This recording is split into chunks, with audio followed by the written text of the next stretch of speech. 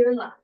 All right, good morning. It's January 27th. This is the Senate Health and Welfare Committee meeting. And we're hearing from two brand new witnesses from Department of Fish and Wildlife. So do you want to testify together or separately? I'll probably join Jason. He'll be your primary speaker then. All right, terrific. Thank you for being here. And I don't know if you know everyone. I don't think I knew of. All right, so we'll introduce ourselves. We start here. John Morley, Orange District. John Benson, Orange District. Ginny Lyons, Chittenden Southeast. See you in appropriations. Yes. In Cummings, Washington District. And behind you? Good morning, Senator Martine LaRocque-Ulick, Chittenden Central. Okay, Morning. good. Good morning. So why don't you state your name for the record and let us know why you're here? So I'm Charles Martin, the Deputy Secretary at the Agency of Natural Resources. I'm Jason Batchelder. I'm the Fish and Wildlife Commissioner for the agency.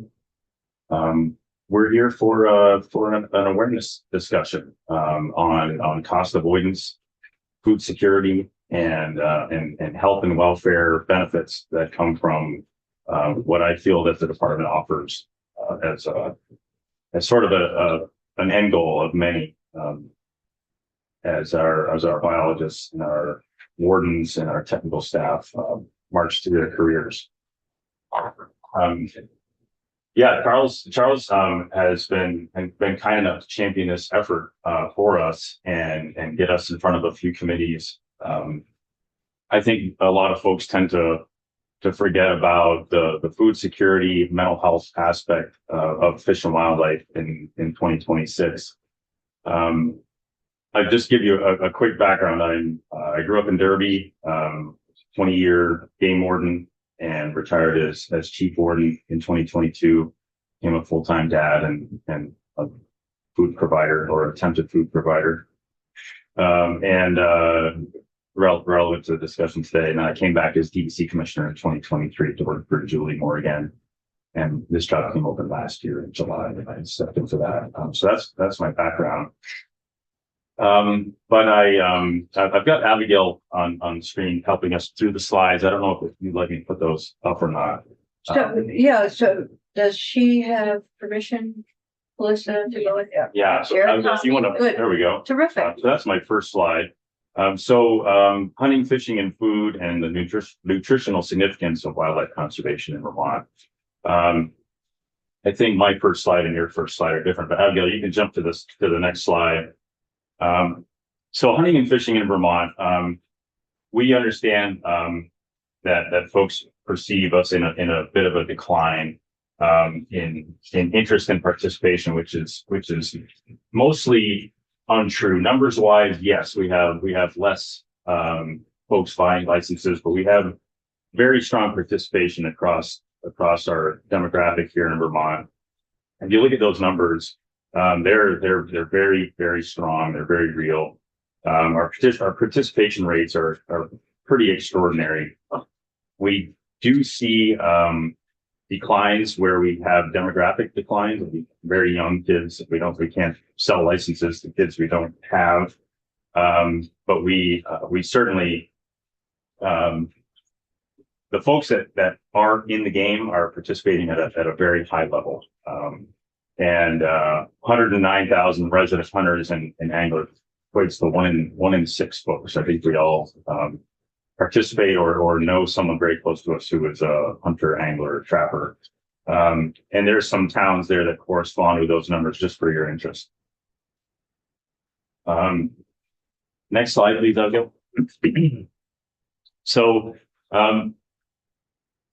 when we go to work every day, we feel protecting Vermont's fish, wildlife, and plants obviously is our charge. For me, especially, the jobs that I've had, DEC here as a warden, for me, providing these sustainable hunting and fishing opportunities, affordable, and offering ability for folks in Vermont to gather a meaningful amount of food from the land was always my goal. I was always raised to eat what I chased, what I caught, what I killed. And I think the folks that are coming at this in 2026 or living it in 2026 are almost exclusively doing it for those reasons: lifestyle, food, and for your purposes here, a strong mental health component. Speaking for myself, my wife knows that I'm a kinder, friendlier person to be around after I've been in the woods for a good long time. Actually, there's a lot of literature that supports that. 100%. Yeah. 100%. You Yeah. got it. Yeah, Abigail, next slide, please.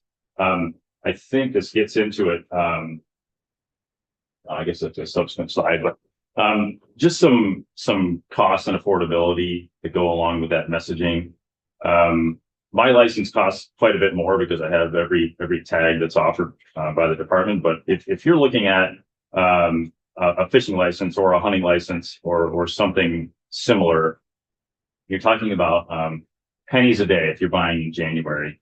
Add-ons cost a little bit more, but as slides go on, we'll show you what those are actually going to bear out for folks.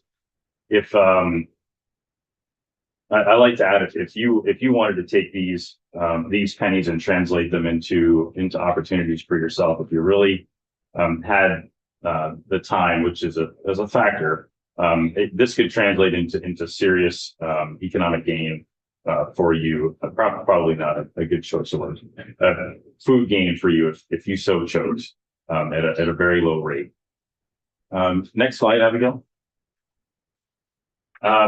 This is the one I was looking for. So the motivation to hunt nationwide is driven by the desire to have meat in the freezer or on the table.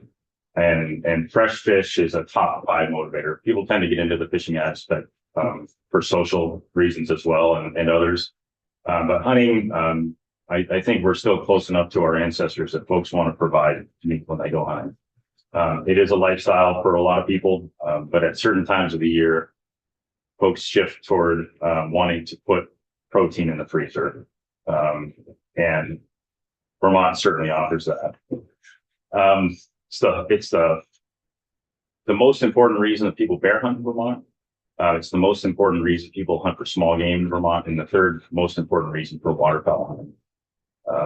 We don't have any recent research on deer hunters and anglers, but if you all know them and grew up around them, I'm here as one telling you that's why I do it. I have 3 deer in the freezer, and I'm already worried about running out.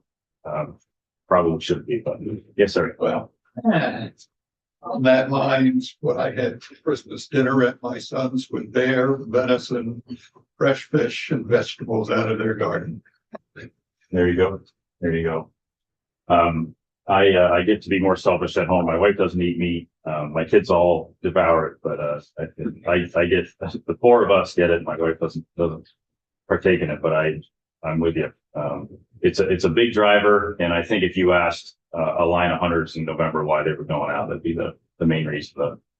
The heritage, which leads to the food security, and the meat aspect is by and large front and center in people's minds. Next slide, please. Okay. Focusing a little bit on pandemic surges and times of uncertainty for folks.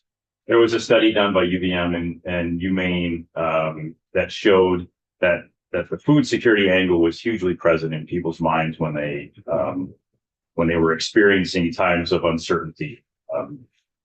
COVID, I think everyone knew we were in a huge bubble of license sales, huge participation during that time.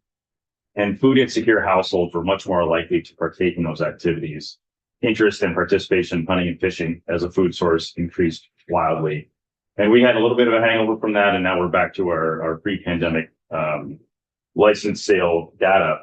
And a quick note at the bottom there, in 2021, it showed that hunters and anglers by zip code were slightly less by median income than the rest of Vermont. And some of that is nuanced through geographic needs-based, but it does show that folks that probably live more rurally on the landscape think about this as more acutely than others. But more to show the at times of crisis, folks turn to the woods, and I think that's a long-term study in progress as we sit here today. Next slide, please, Abigail. Showing some of the rewards for the effort. Some of these are pretty stark, but I think some of them are fairly obvious too. Looking at the pounds of harvest and the offer that comes from hunting your own meat. These are averages from an animal. Obviously some moose are much bigger and some deer are smaller. These are averages. And that number at the bottom, we're trying to be on the 3 times conservative side. So likely this is probably triple in value what you're looking at today, but using ground beef as an example, we all know it's expensive. But likely these numbers are higher than you see. But not trying to add a dollar value to someone's experience or to someone's mental health or to someone's protein in their freezer, but as a cost avoidance measure, these are real numbers, and this is real poundage that folks experience. Extrapolate there a little. Yeah, please. Go ahead, but it doesn't end up in my freezer. That's the problem. Yeah. We've had a really long time where we haven't done. My family hasn't done lucky. Generous neighbor, I suppose. So Jason talked about it earlier, but when we came up with this number, again, being extremely conservative, using an organic ground beef as a poundage equivalency, to come up with a $6.6+ million value. We didn't want to monetize it and kind of oversimplify the species to that level, but we did want to say and point out that's a cost avoidance for Vermonters. And I certainly grew up in a community in Corinth, Vermont, where this wasn't a good to have sort of thing. It was a must have sort of thing for a lot of families and a lot of my friends' families.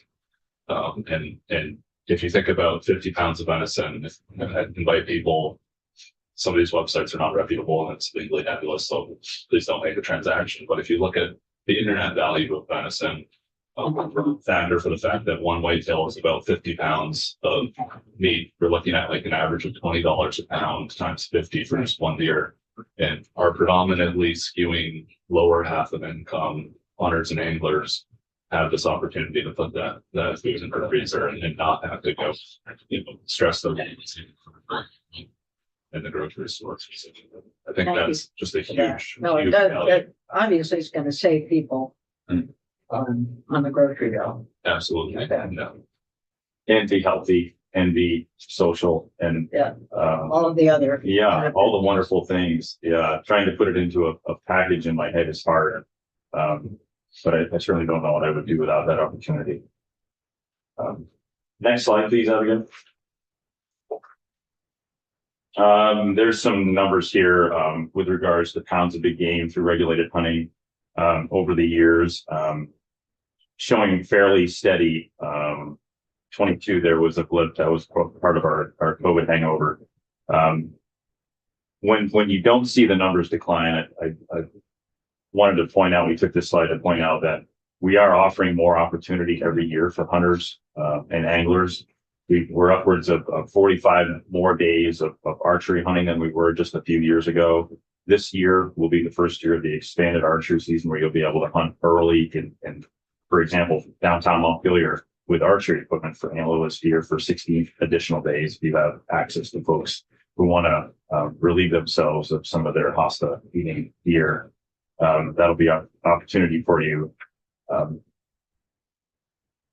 But just a fun slide there to show you year over year what we're looking at and how people spend their time and how they come across those numbers. Next slide, please, Abigail. A quick snapshot on small game and waterfowl. We have long and liberal seasons, and while it may not seem a meaningful way to acquire a lot of protein, these are ways that folks get into the sport.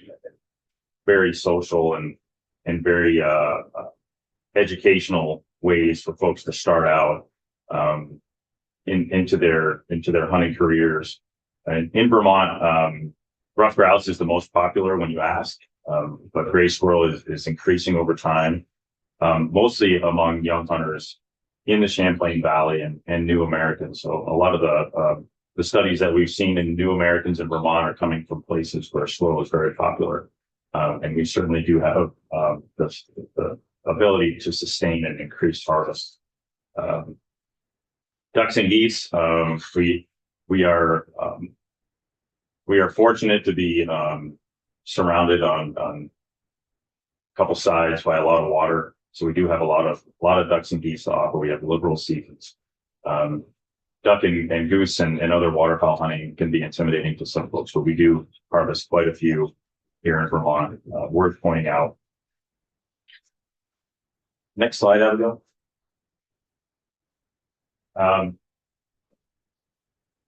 Fishing is tougher to equate because we don't have to report, and so we don't exactly know how many fish people are bringing home. But looking at it as an opportunity, our fish culture, our hatcheries, provide the opportunity for folks to bear out these numbers every year. We do streamside creel harvest surveys, and folks are catching and folks are eating these fish. I'm one of those, but we spend a lot of time ensuring that there are sustainable populations of fish on the landscape that do translate into great opportunities for folks to catch and bring home food for the table, and we do see a lot of folks doing it. Looking at the aspect from a holistic approach, our access areas where we put these fish are accessible to many folks within a short drive. Next slide, Abigail. Some more one-off opportunities that the Department of Fish and Wildlife provides for folks. So we maybe 7-8 years ago, we started a program called Venison for Vermonters, where we take roadkill that folks don't scoop up on their own and process it in-house. So Senior Warden Abigail Sarah, originally from Newberry, she's down in West Rutland now, and Jeff Whipple, who's the sergeant down that way, have a processing station at one of their houses where they accept donations for packaging, and they process hundreds of pounds of meat. Every so often they amass it, and they have a cutting day, and then they provide it to food shelves, and it's very popular. It's very desirable. It's very healthy. That's something that the department offers. We do Let's Go fishing clinics to get people into these activities. We have the fishing festival coming up on Saturday in my hometown of Elmore. It's going to be chilly, but bring your friends. Be a lot of hot chocolate and a lot of fried hot fish to eat if you want. It'll be a great day. And then we partner with Vermont Wild Kitchen, Rural Vermont, and seminars, farmers markets, and classes at UVM. We've done events here at the State House too that some of you may have partaken in, which is a lot of fun. Next slide, please. And this is just to point out that and round up the conversation that I started in the beginning.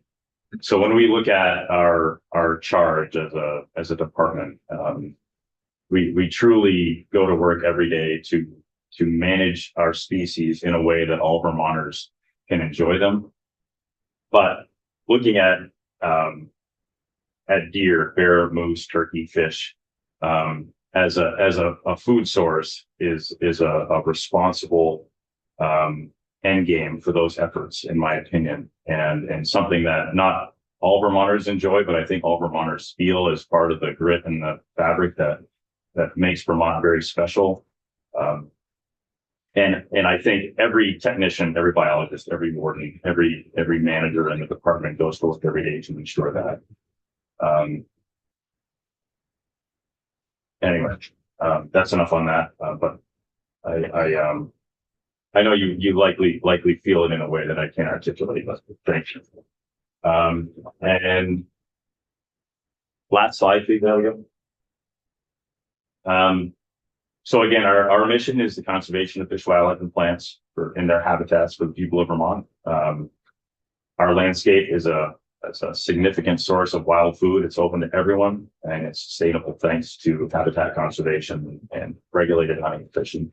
Something that I think is an example nationwide and people. But I'd love to take some questions and lean into any of these slides if you'd like. I know you're short on time. I'd also like to just make clear, we don't have any ask today, so the takeaway for the committee is just kind of simply that when you invest in the department and state lands, it's not just the stewardship investment. Those lands is investment in food security for Vermonters, particularly when these opportunities are in rural areas where there's a lot of hunters and fisher people. Thank you. This has been terrific. And, you know, in here, it's not just the benefit of being out walking in the woods. It's also the nutritious food that you get when you're out there. You don't do the foraging.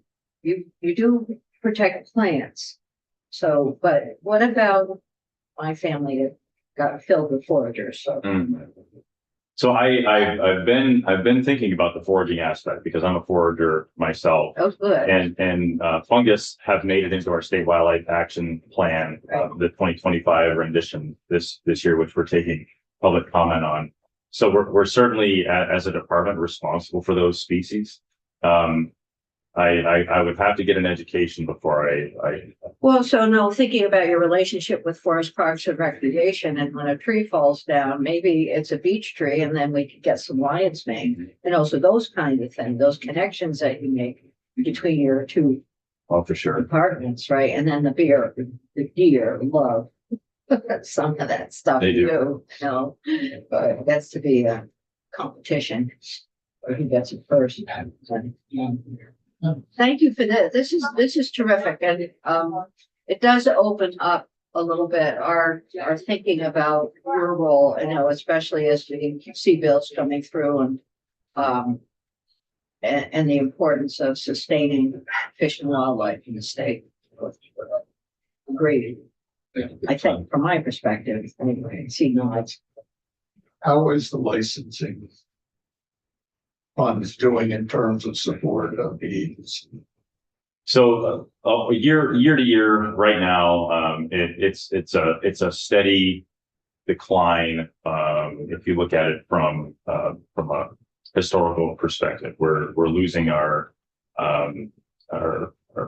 youngest of the young in recruitment. However, on the flip side of that, and that's for the purchasing power of year to year licenses. So if you're looking at the flip side of it, we have a statistic that in recent years, so up to this date, upwards of 20%, it's around 19 and change of newborns in Vermont get a permanent lifetime license. So we get that money and we invest it, but it's not money that we can count on as part of our annual license sales. So there's a nuance to every number that we look at. We're roughly a third funded by license sales, year over year license sales right now. Of our 33 million, we get about around 10 million, a little bit more of license sales every year. And those are the lifestyle folks who pay routinely into the system.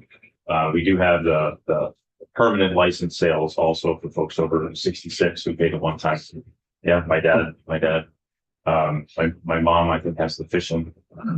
But yeah, and that's invested as well. Those are participants. They are not counted toward our license sales. So when looking at license sales as a snapshot is really challenging because of those numbers. And that's why we lean in on the participation side, the 109,000 people who are participating.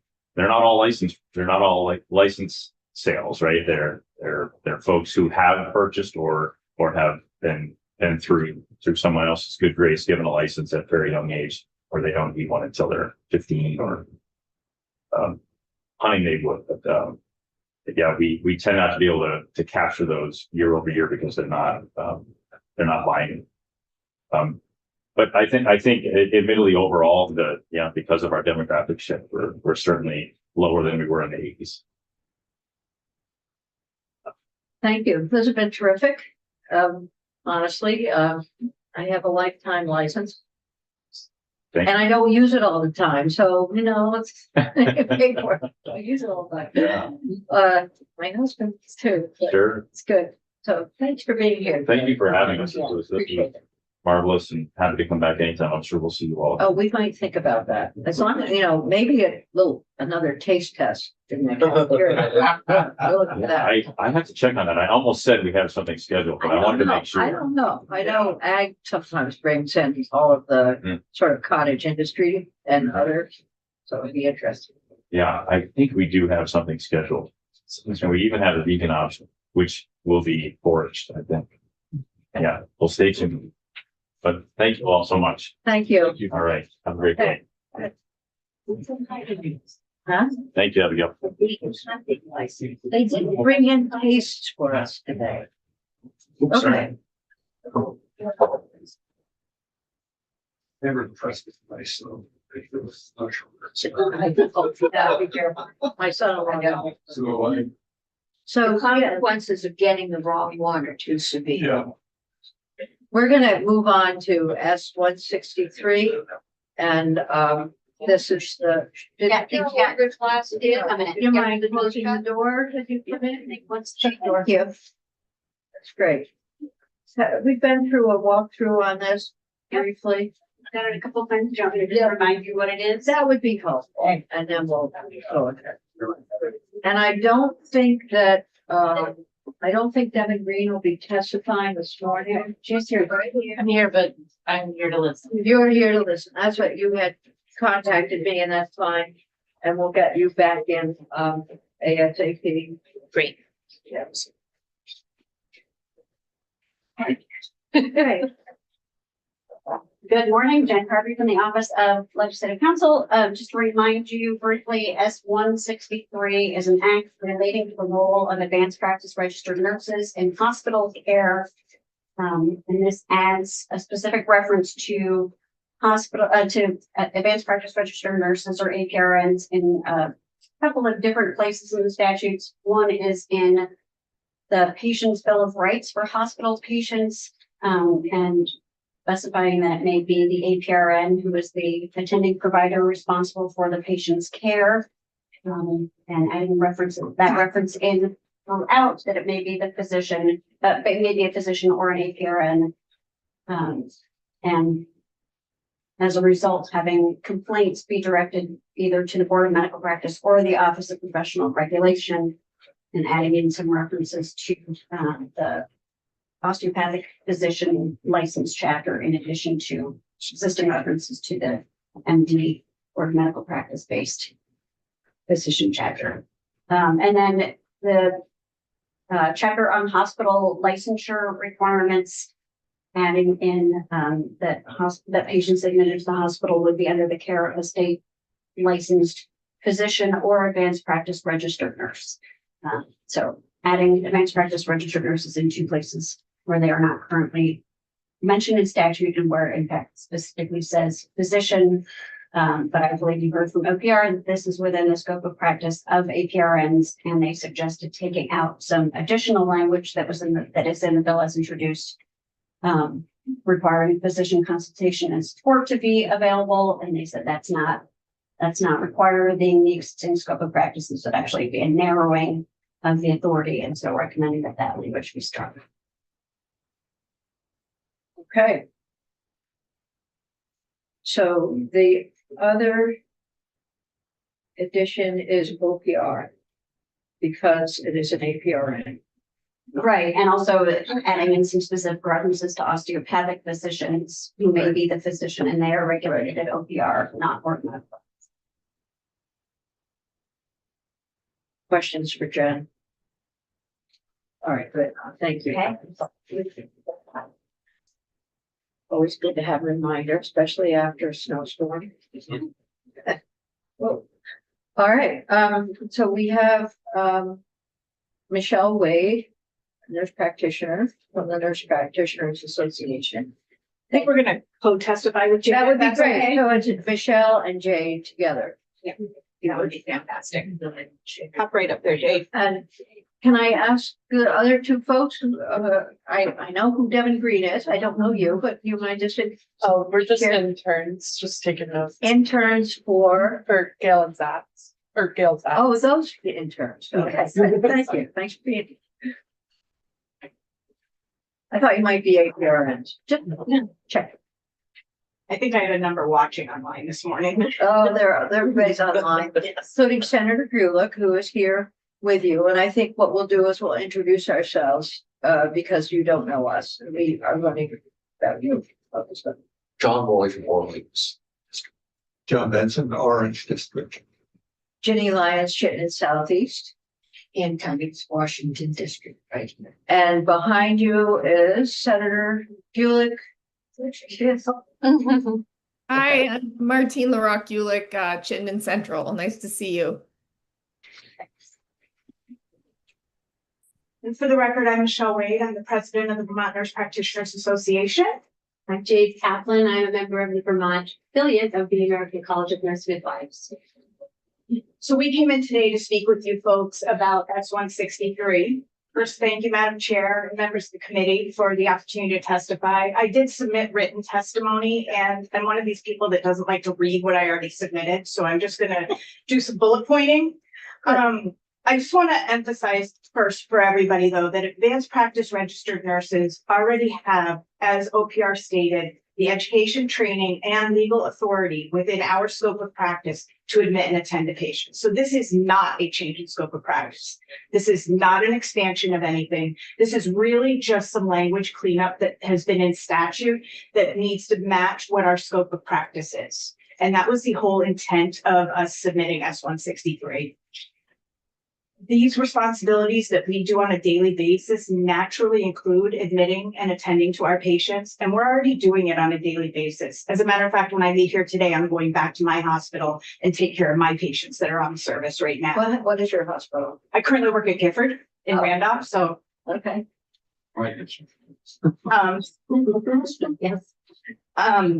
So these functions really ensure continuity and accountability as well, because it means that you're having the same provider during your entire hospitalization take care of you. And it's not flip-flopping between either someone who's out in the community trying to take care of you while we work as hospitalists, or a physician today, an APRN tomorrow, a PA the next day. We're allowing continuity of care, which is very important when you're trying to move people through our hospital system in a timely manner.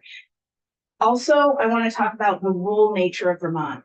We have multiple rural community hospitals and critical access hospitals in our state, and we already serve in these rules in these states. Clear statutory language reduces confusion, and it promotes consistency across our entire health system. Data integrity is also very important and lost because of this. A key secondary benefit to this change will be accurate data collection. If a patient's admitted in my name, taken care of by me, and discharged by me as the advanced practice nurse, all of the data relevant to that patient will be data mineable under my name. Right now, that's not necessarily the case. There's physician names on the records, and it's unclear where that data goes. And Jade is going to speak in just a minute a lot more about data. When APRs are not listed, our work also becomes invisible. All providers, physicians, nurses, PAs have an NPI number, and that's where much data is mined from. And if that NPI number is not the number of record, then data mining is again interrupted.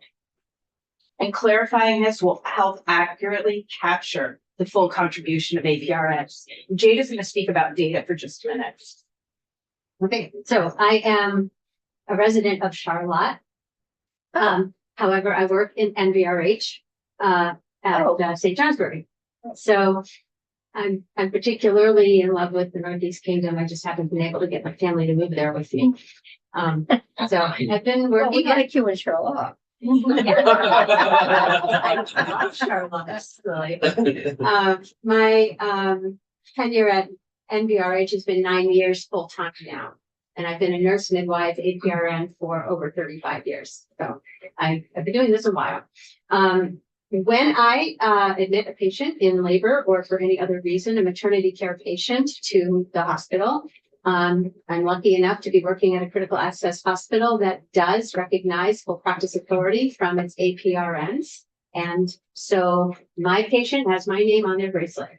They know who admitted them, who's taking care of them. I am the admitting provider. I am the attending provider. And unless we switch shifts and I have to go home and somebody else needs to take care of her, the midwives are going to be the discharging provider. It's really clear for patients when they can see the person that's caring for them and know that person and knew them before they were admitted. With midwives, we'll have continuity of care, prenatal care. So they're getting care from the same people that are delivering them. And they don't have to have a physician's name on the bracelet that they've never met and that they're not going to be getting care from unless they risk out of the care of an APRN. So I just want to point out that from the patient's perspective, this is a very valuable thing to have, but not all hospitals in the state have this. And the bylaws of the hospital control that. So even if we get, the things that we're looking for from S-163 passed, it doesn't require hospitals to do it. They will still have individual control of how they want to do their bylaws. But it does allow hospitals to clearly do, make the change, have APRNs, have admitting on record, if they so choose. So I'll speak to that. And then the data, which for me, I access through the birth certificate data. Anybody can, it's online, it's free. It's a little bit behind in terms of years, but basically 30 to 33% of Vermont babies are being delivered into the hands of certified nurse midwives currently.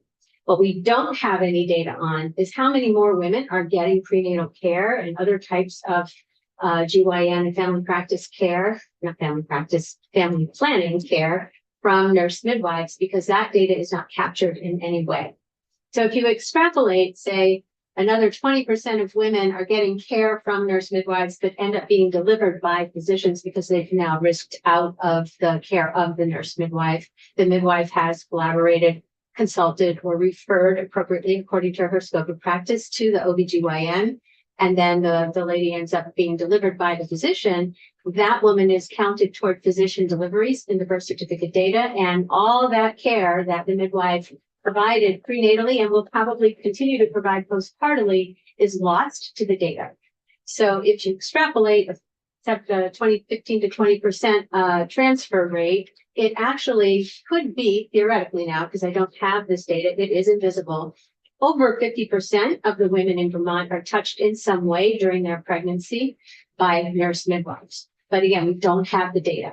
If we don't have the data, it's very difficult to design rural transformation without accurate data. We can't create funding priorities and we can't create good policy because we don't know what's going on in the state with regard to women and their care providers. So that's my data piece. I also want to point out one more thing, that at NVRH, the last time I checked, 60% of the providers that are on medical staff are non-physician providers. So all of those APRNs and PAs require the collegial presence of physicians in order to remain within their scope of practice and collaborate, consult, and refer appropriately. So this is not in any way a change in practice. It is not, should not be any kind of threat to physician presence because we need them. I just want to point that out. Understood. Thank you. Thank you. I want to bring it back to workforce for just a minute too. Okay. When we talk about workforce, this actually will support recruitment and retention because our colleagues in New Hampshire already practice this way and their facilities already do not have this restrictive language in their statute. And most of their facilities are governed by full practice authority, which is what the state rules state. They don't have this extra statute. I believe you have submitted testimony, or received testimony from Maureen Boardman, who practices at a bordering hospital, but is a Vermont resident and practices at Little Rivers as well. And she speaks to that in her testimony. Additionally, we've already talked about aligning. I won't go back there again, but there's unnecessary administrative steps currently. This would allow the hospital and the physicians to streamline those. We absolutely need our physician colleagues. We are not asking for that to go away. But there are times when our physician colleagues aren't needed because the care we're providing is fully within our scope of practice. It is very straightforward, perhaps heart failure patient who just needs to come into the hospital, get some extra IV diuresis, get their breathing controlled again, and can be discharged back to the community with a changed plan of care. We may not need a physician colleague to help us with that plan of care, but currently they're being required to sign off on paperwork and follow along with those patients. So this is about streamlining and having them available for when we need them for those ICU level care patients or those complex patients where it's outside our normal scope of practice. Clearly, I want to say though, APR is practice in ICUs, but we practice much more collaborative because it's a higher level of care. Lastly, or second to lastly, sorry, this reduces handoffs. Reduced handoffs is a safety point. There's all kinds of data out there that every handoff creates an opportunity for error. I witnessed that this morning at my hospital when I received handoff back on a patient and I said, what about XYZ? And they said, oh, so-and-so didn't tell me that because I had had this patient several days before. So handoffs are not a great thing, and this will reduce handoffs. It will make care more efficient and will improve patient experience. I'm not going to speak any further to data. I think Jade did a really good job with that. What I would say is we do concur with OPR's request to strike the proposed language on page 2, lines 13 through 15. I won't quote it, you know what it is, you can see it, but it restricts our existing scope of practice. I'm happy to quote it if you'd like me to, Chair. Sure. Quote, physician consultation and support shall be available to an attending APRN at all times in accordance with applicable standards of practice and regulatory requirements, unquote. And by removing that, all we're saying is that we will still consult with you because we know we have to, but it doesn't add an unnecessary burden in statute that doesn't match our OPR regulations for our scope of practice. In closing, this is technical and clarifying. This is not an expansion of practice. It's to improve data accuracy, support workforce stability, and reflects the care that is already being provided and effective throughout the state of Vermont. We thank you for your time this morning for entertaining questions. Thank you. This has been very helpful. And questions committee. Senator Gulick, you have questions? I'm going to go to you first because you're hidden. No, I'm good. Thank you for the testimony. Thank you. Senator Moore. I hear this a lot. I'm new to the committee. Okay. Scope of practice. Explain that to me. How does that work? Sure. So scope of practice is what your education educates you to do for your particular license. Okay. So for me, as an advanced practice registered nurse, my scope of practice as a primary care advanced practice registered nurse, which I'm dual certified, is all education around how to take care of a patient in the community. It includes the 3 Ps, which is your pharmaceuticals, so multiple classes on how to prescribe medications. It includes pathophysiology, so the process of how a disease process is anticipated to work. We all know people don't follow books. PP, what's my 3rd P? Patho, It's okay. farm. I'm a few years out of school. Pathopharmacology. Thank you. Thank you. And then in the acute world, because I'm certified there also, I went back to school and got a 2nd degree for acute care certification. In my scope of practice for that, it's taking care of acutely ill patients with a completely different pathophysiology and pathopharmacology education directed at the patient that is acutely ill. What would not be in my scope of practice is going into the operating room without a co-attending surgeon and operating on a patient. That is not in a nurse practitioner scope of practice. So we're trying to get your scope of practice to fit into the, I'm sure physicians have their scope of practice. Everyone's got their scope of practice, basically, correct? And trying to melt them together to make sure that you So, No. Representative, So wait, let's let, do you want to say something, Jen, or not? Okay. I thought I you might really be, do. but I can, I have to let the witnesses. I was gonna, yeah, we'll let this go on for a little bit more, but we'll get the Office of Professional Regulation. I was just gonna. Yeah, and we'll Yeah. have the Board of And they- Medical Practice in. They and did that'll help. submit. OPR has some testimony on their website today that goes into the scope of practice for APRN. but Oh, can I good. just say They one do little- have, they're not here, but they do have, there is testimony. I didn't see their testimony. It's under Jennifer Colon. Okay, Just briefly, hospitals define the scope of practice that the hospital is comfortable with when they credential the provider. Okay, so when I am credentialed by my hospital, I apply for this skill, that skill, the other thing. I can admit, I can discharge, I can do this procedure, I can do that procedure. But if I want to do these things, I am required to consult, collaborate, or refer. It's in my credential. So the hospital holds me accountable to my scope of practice, Okay. which is legally defined by the OPR and my license. I thought OPR was gonna define that, and it was the same all over the system. You're telling me hospitals. Yes, so something that I might. Credentialing. It's the credentialing process of each individual hospital. So it is possible that I might be able to do something at one hospital more independently than at another hospital, because that is the way the hospital wanted it. Okay. And this bill does not affect, address, or nor is it relevant to that process. Okay. Scope of practice is a different conversation from these language changes. These language changes do not change scope of practice. Okay. I just hear it a lot. Yeah, you do, and it's easily confused. And it'll get clearer and clearer when we have OPR and the hospitals come in and Jen.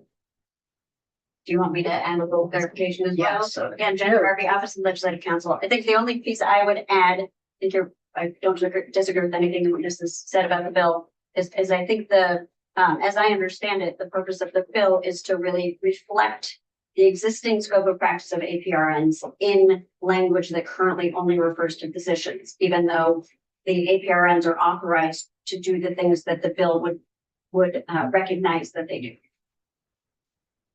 Thank you. That was a very clear statement. Thank you. She's good at that. She is, yes. And so, right, and we'll have questions as we go forward with oversight and relationships between and among different types of practitioners. That becomes important.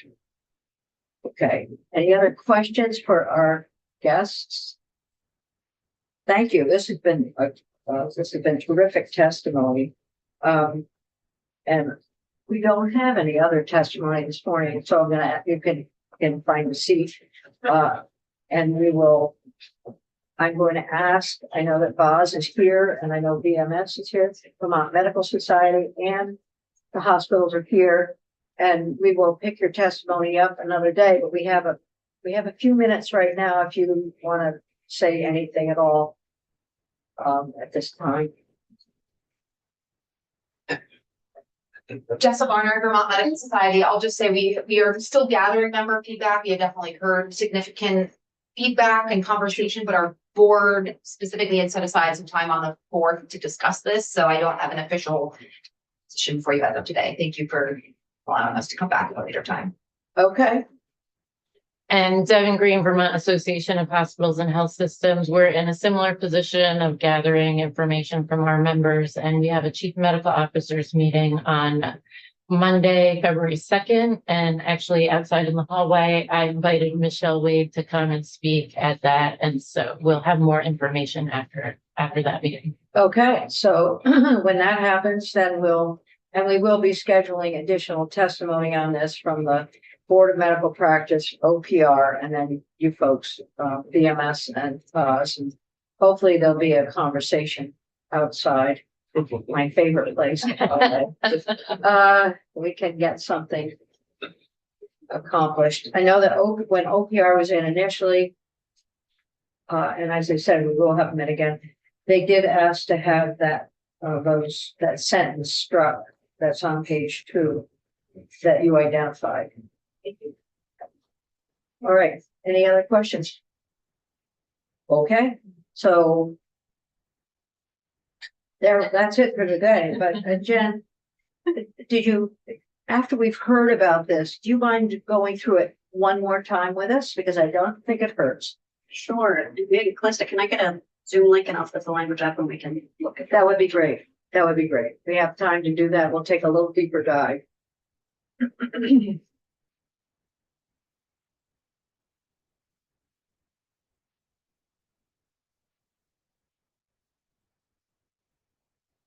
This committee did have a chance to visit Gifford, not this committee, but some of us, a few years ago. It's a great place to be. We would You welcome are- you to come back again. We will, we will. We're thinking of places to go for field trips, so. I've got it. And you know what, while we're, it's kind of a wait time. I just would like to say how appreciative, I am in particular for the work that, nurse practitioners do. APRNs, all nurses in fact, but this weekend was a terrible time. And it was really, awful, sad. On Saturday. And that someone who had committed his life to saving people was so horribly killed. Appreciate that. That undid all the happiness and happiness. While we're getting that link up too, I would invite the committee to join us for breakfast in the cafeteria next Tuesday. We'll be here for our lobbies. Oh, good.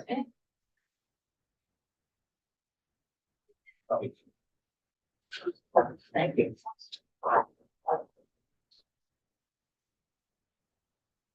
So I will share. Share my screen here.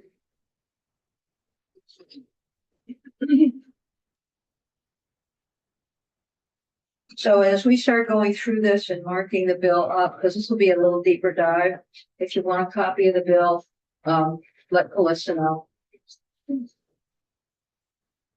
I keep notes here. These should be, yeah, they still have the boxes out. Right, it's in the bin Oh, out okay. there. That have. By the lunch, Yeah, well, I can get it. Yeah. Be nice to have one to. yeah, go for it. To take the notes on We're gonna take a minute, we'll stay live for a minute and hopefully that everyone hasn't absconded with all the copies. So did you work with Star Strong, I know Star, I did not physically work with her. with friend of the family?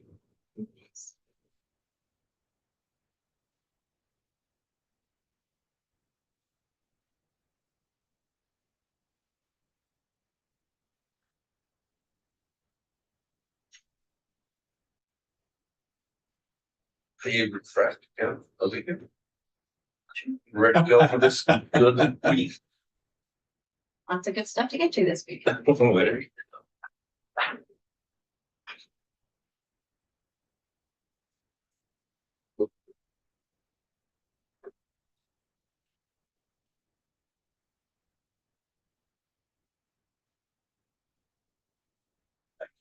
All right. So this is S-163.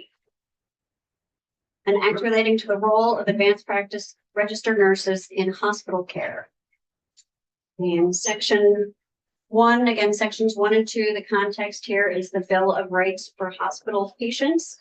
And so the first thing it does is create a definition, add a definition for advanced practice registered nurse or APRN. And it refers to the subchapter under which they're licensed. So it's entitled 26. Chapter 28 is nursing. Subchapter 2 is specific to advanced practice registered nurses. Hospital keeps its definition patient, just changing from person to individual to be more specific, given the broader definition person in Title 1. And then a physician is an individual licensed under 26 VSA Chapter 23. That's the MDs who are regulated by the Board of Medical Practice, or 33 for the doctors of osteopathy who are regulated by OPR. Those were definitions. Section 2 is the Patient's Bill of Rights, and it has the existing law has the General Assembly adopting the Bill of Rights for hospital patients as follows. It gives a long list of rights. Some of the changes here, just to remind you, are just changing gendered language to non-gendered language. So instead of his or her, we just refer to the patient or the patients. But in number 2, the patient shall have an attending physician. This would add or APRN who is responsible for coordinating changing from A patient's care to B patient's care. That's not a substantive difference. This next sentence is the one that OPR and your witnesses this morning recommended taking out, which says physician consultation and support shall be available to an attending APRN at all times in accordance with applicable standards of practice and regulatory requirements. And as you heard from OPR, this is would potentially be a narrowing of the existing scope of practice, which I don't believe was the intent of the bill, although obviously this committee can decide what your intent is if you move the bill forward. So question here, so the question then becomes that the notion that the hospital has bylaws that would regulate that relationship. Right, I don't know that they're bylaws per se, but the hospital Whatever, has, with the, hospital has that has- authority. you know, and your witnesses are better to speak to this or the Yeah, hospital okay. association than I am, but yes, they have credentialing requirements that for them to allow an individual practitioner to practice in the hospital that may differ from the breadth of the scope of practice that is authorized by law in particular circumstances, but I will let them tell you. Or your witnesses tell you more about that if you'd like to. Nailed it. The patient has the right to obtain, and under existing law, it says from the physician who's coordinating their care, this would say from the physician or APRN coordinating the patient's care, complete and current information about diagnosis, treatment, prognosis, in terms the patient can reasonably be expected to understand. And there's additional existing language about when an immediate family member or guardian can have the information. And then the patient has the right to know by name the attending physician, and again, this would add or APRN, primarily responsible for coordinating the patient's care. Number 4, except in emergencies, the patient has the right to receive from the patient's physician. This would add or APRN information necessary to give informed consent prior to the start of any procedure or treatment or both. Goes on about what that information for informed consent would look like. And some additional provisions that don't specifically use the term physician. That's why there's nothing additional added. So number 5 and 6, I didn't change anything. There's nothing changing from existing law, so we just skip over those with those 3 asterisks for those who are new to reading legislation. Number 7 is just a change to the gender terms. It's the existing right of the patient to expect that all communications and records pertaining to, this would change to the patient's care, shall be treated as confidential. Number 9, the patient has the right to know the identity and professional status of individuals providing service to, and it changes from him or her to the patient, and to know which physician, as in APRN, or other practitioner is primarily responsible for, and we're changing from his or her to the patient's care. And again, for the rest of this sentence, there's a couple of references to him or her, his or her care, and changing those to the patient. So that's the patient's right to know of the existence of any professional relationship among the treating professionals, as well as the relationship to any other healthcare or educational institutions involved in the patient's care. Number 11, the patient has the right to expect reasonable continuity of care and be informed by the attending physician. This would add or APRN of any continuing healthcare requirements following discharge. Number 13 is just changing from his or her to the patient. Patient has the right to know what hospital rules and regulations apply to the patient's conduct as a patient. Oh, And then in B, we have failure to comply with any provision of this section may constitute a basis for disciplinary action against a physician. And under existing law, it just refers to physicians regulated by the Board of Medical Practice. That's 26 VSA Chapter 23. So this would add or 33. That's the OPR osteopathic physicians, or against an APRN under 26 VSA Chapter 28.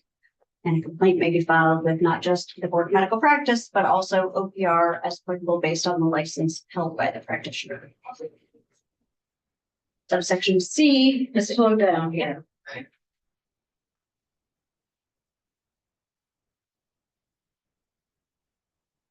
Okay, so, I mean, at some point, it will be helpful to know the relationship between the hospital physician, the APRN.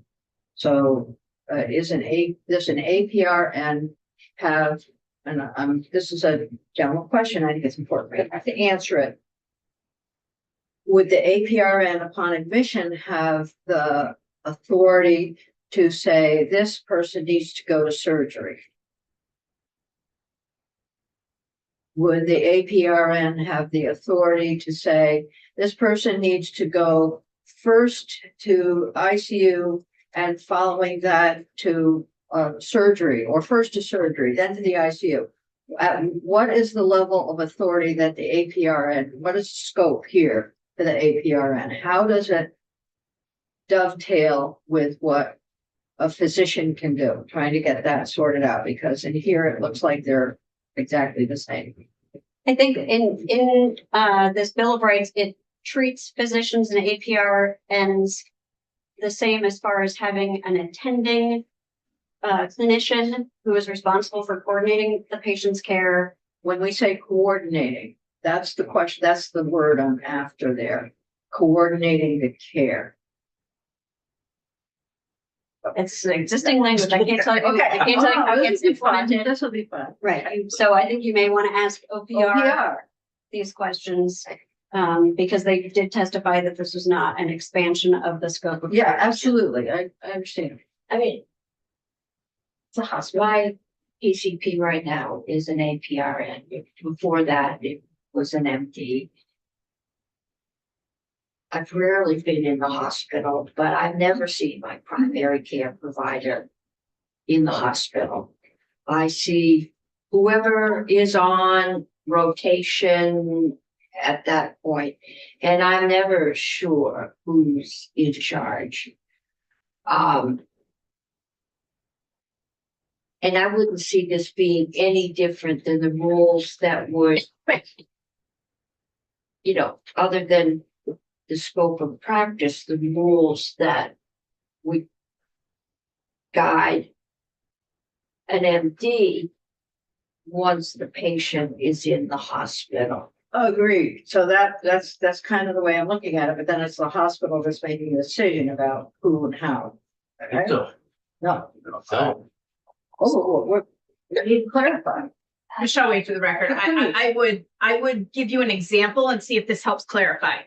I recently admitted a patient from the emergency department who I felt had appendicitis. That patient needed to go to the operating room for their appendicitis. I consulted my general surgery team, who came and saw the patient in the emergency room. A decision was made that that patient was stable enough to be admitted to hospital medicine to me, to come to the floor and be taken to the operating room the next day after receiving some antibiotics first. So collaboratively, the decision was made between myself and the surgeon. Subsequently, the patient went to the operating room under the care of the surgeon, then came back to the floor on my service under my care to finish out their recuperation in collaboration with the surgical team. But you were still the person on the wristband, and you're still the person in the records, so that there was administrative simplification and flow through. Didn't have to shift it from one person to the next. So can I clarify based on the language in here? Would you have been considered the attending APRN responsible for coordinating the patient's care? Yes. Okay. So that's what this is saying. The patient has the right to that. But in practice, that is what happens. It's not reflected in the Bill of Rights. Then there's the other question that always looms in the back of our minds, and that is around liability. So what is the liability for the APRN under this situation, including post-surgical events? That's the question. May I speak from a maternity care scenario? I'm sorry, I didn't hear. May I speak from a maternity Yes, care scenario? please. So a certified nurse midwife admits a patient in labor. The labor goes along and runs into trouble. So the credentials that the nurse midwife has in her hospital, credentialing, delineation of privileges say, okay, when you get to a situation like whatever's going on, too long, baby's not happy, something like that, you must collaborate, consult, or refer. So I call my OBGYN, I say, this situation is no longer entirely normal.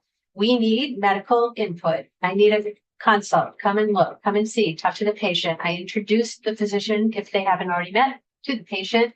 The physician renders their surgical or medical opinion. This lady needs a cesarean. I don't call the cesarean.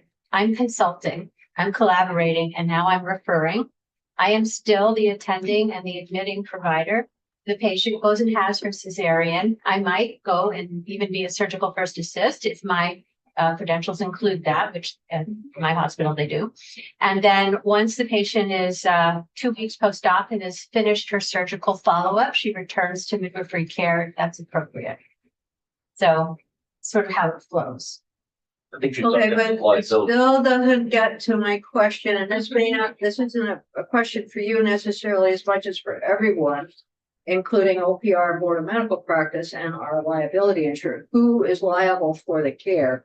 If you're the attending, I mean, so this becomes, for me, important to know. It's probably already resolved somewhere out there in the legal world. But we just want to make sure that we're doing the right thing forward, so. That's a very important question, Madam Chair, and you are right to ask it. It is the attending of record is responsible, Okay. irregardlessly of who that attending is. Yes, that is an issue, and And I think that was Senator Benson's question the first time we walked through this, is who has the liability? Right, so I think it's up to them that. so we've asked this question before because we know that the liability insurance costs for attending physicians is sky high, huge. I don't know what it is for APRNs, and I don't know what it is for an APRN working in a hospital that allows for your full scope of practice and those that don't. So there's a lot embedded within this that I think is important to APRNs and also to hospitals and attending physicians. Why do we ask these questions? Like, oh, all right, go ahead, Jen. So You take wanna us get back to where. Back into the where you bill? were. All right. So we had gone back in a little bit to look, but we had gotten through section 2. So we're on page 5. Right. Okay. Yes, on page 5, and page 5 is amending the statute on the requirements for a hospital to be licensed. So under existing law, under receipt of an application for a license and license fee, the licensing agency, which is the Vermont Department of Health, shall issue a license when it determines the applicant and hospital facilities meet certain minimum standards. And 2 of them are relevant here, I believe, because they refer to specifically a physician. So now we would have all patients admitted to the hospital shall be under the care of and not just state registered and licensed practicing physician as defined by the laws of the state of Vermont. We're getting more specific, under the care of a physician licensed pursuant to those 2 chapters in Title 26, or an APRN licensed under the subchapter for APRN licensure. Another question that I have, and this is for OPR probably. And we know that physician assistants are under the direct supervision of a physician. Are APRNs also under the direct supervision of a physician? Not after 3, I think it's 3 years, 3 years into practice. 2 years. 2 years, sorry. 20. After 2 years or 2,400 hours of supervision when Collaboration. a new grad, like a bridge into independent practice. And then they can practice independently in a way that is different from physician assistants under the statute. Okay. Oh, that's after 2,400 hours, 2 years. 2 years and 2,400 hours. Oh, got it. Thank you. All right. And then under existing law, if it does not change, all hospitals must use the uniform credentialing application form described later in this chapter.